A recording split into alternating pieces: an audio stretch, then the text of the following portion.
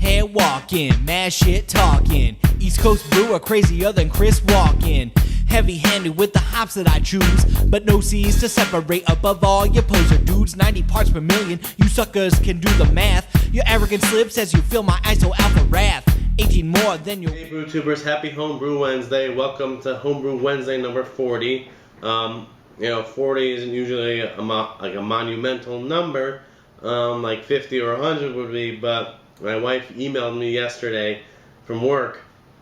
It reminded me that yesterday, Monday, because I'm filming this on a Tuesday afternoon, was the anniversary of when I brewed this beer, the first beer on my current equipment, which is my breakfast stout, or an oatmeal stout aged on cocoa nibs with coffee added at bottling. So this bottle magically still has some coffee flavor to it after a year, and actually is reminding me a little bit of the Founder's Breakfast Stout. So, although when I was really young, and I was drinking most of the batch, I thought the coffee was way too overpowering. I'm kind of liking this, so I might have to take the original recipe and kind of tweak it and figure out how to fit the coffee in the best to get this flavor from the beginning. But beyond that, before I shoot you over to some bottling and gravity sample footage from my Liquid Sustenance Pale Ale and my Wet Hop IPA, I just want to tell you quickly what's coming up. Number one, I'm probably going to have to push off brewing my English barley wine I was going to brew it this Sunday, but then I'm probably not going to have time to pick up the ingredients, so I'll probably have to push it off a week. And then I'm going to want to brew a dark Saison, because I have a smack pack of French Saison yeast that needs to be used. So I'm going to add some midnight wheat and some dark candy sugar to it, and we'll see how it goes. It should be pretty good. And then, of course, my breakfast stout sometime after that, but a revamped version with lactose added to it and no coffee.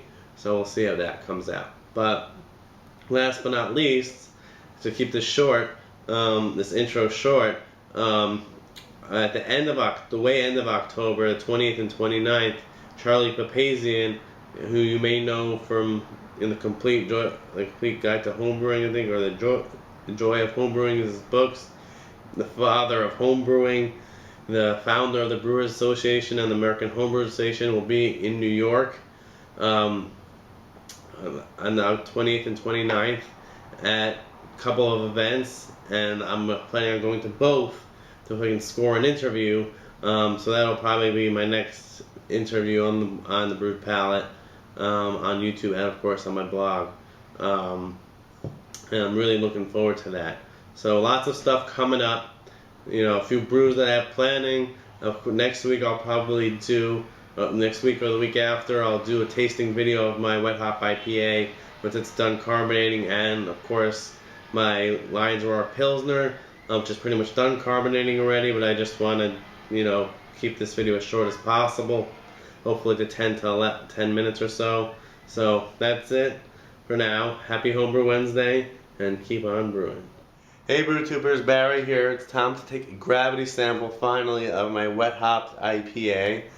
I didn't give it any fancy name, and just a Mosaic Wet Hopped IPA. So I'll show you it over here. We have it with that gravity sample. So I don't know if it'll focus, but it got down to about 10:10, 10:11, something like that. And again, I just used 2 packets of rehydrated SO5, so after a couple weeks, it really got it down to maybe even 10:08. So let's pour it into my stone glass as usual and give it a sniff and taste.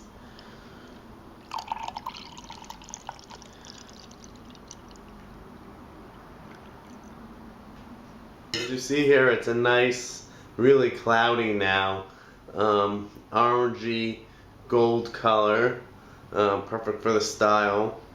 I'm sure it'll look even nicer when it's, kegged and carbonated, because the cold conditioning in the keg will help it clear out a bit, especially after the first 2 pints.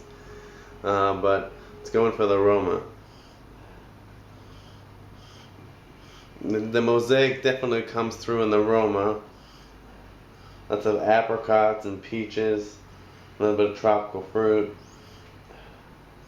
And the Centennial gives it not much grapefruit, maybe a little bit, and there's a touch of that, you know, wet hop earthiness, not much, and a little bit of dankness too from the hops.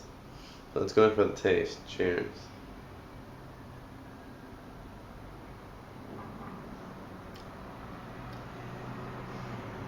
Definitely has a bitter edge to it. Not too bitter though. I was, you know, afraid that with not knowing the alpha acids of the wet hops plus adding 10% alpha acid Centennial would be too bitter, but it's not. It has a nice, well now it's not carbonated, but it has a nice medium mouthfeel to it.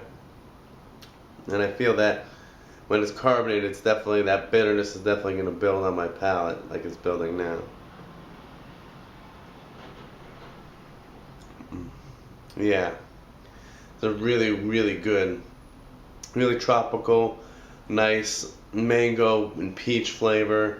Really, really good. So, hey BrewTubers, so we're back with the second gravity sample of the day. This is my liquid sustenance pale ale, or my dry hopped lower ABV saison. It's still going to be about 5.5%, so not session like 4%, but still pretty drinkable. So as you see here, the sample is really cloudy. Not, you can definitely see through it a little, but because of the dry hopping, it's pretty cloudy. So I don't know if you guys can see on the gravity sample, but it got down to about 1004. 1002, something between 1002 and 1004, which is perfect, you know, for perfectly far down for a saison. You want it to get like between 1.00 and 1.005 before you bottle it, just to make sure you don't have any bottle bombs. It didn't get down as far as my last saison, the Imperial Rye saison, but I think just because this one, you know, I did it in the fridge for a couple weeks, and then out of the fermentation fridge for a couple weeks, so it didn't really have that ramped up controlled fermentation. But I think when it got down this low, you know, and when I transferred it was a couple points higher. I don't think it's going to go down any farther, especially after I swirled up the yeast to get rid of the sulfur. So definitely ready to bottle. All right, so as you see, I'm siphoning the liquid sustenance into the bottling bucket, of course sanitized. And it is, you know, still pretty cloudy. I forgot to put my hop bag on the end of the siphon, but it's pretty. You can see my hand through, so it's not overly cloudy per se. But you know, when I tell people it's dry hop, they'll know that why it's that way. But I'm hoping to fill at least, you know, 30 bottles. But what I'm doing here is I have my priming sugar prepped, and I'm going to mix it in after I see how many gallons that I get, because I didn't really calculate exactly how many gallons I collected, because I thought it was 4, but it might be more. So I only made enough priming sugar for 3.5 gallons because of the dry hops. So I'm going to have to wait to stir in the priming sugar until I know how much beer I'm bottling. And then we'll go from there. Alright guys, so I've just finished bottling. I decided that this time I'm not gonna, a lot of times I like to squeeze everything basically out, or 95% of the beer out of the bottling bucket, but because I didn't employ the tactic of adding a hop bag to end of the auto siphon, I really don't want to have bottle bombs or bottles with a lot of gunk, because I made that mistake with my Wookiee, with my the self-righteous Wookiee, where I did so much dry hopping and then a lot of bottles had like a muddy appearance to them. So I think I'm gonna avoid that this time. But on a good positive note, I did get 25 12 ounces and 3 bombers, so that's at least 3 gallons of the 3.5 gallons of beer bottled, plus, you know, I have that little bit in the fermenter, so I mean in the bottle bucket. So I really don't. Number one, I only have a couple more sanitized bottles left. So I don't want to overdo it, even if I decide in the end to get one more. And I don't want muddy appearance bottles, especially with like a power. West Coast brewers, your shit is played. I get more IBUs from a batch of lemonade. You sprinkle out the hops like it was paraphernalia. East Coasters got balls, you got female genitalia. Your killer opiates are nothing but placebos. That's why the dope beats come from the two amigos. We may be more white than even Brian Gumble, but we bitch slap the mic like it was Barney Rubble. Chico yeast will never die.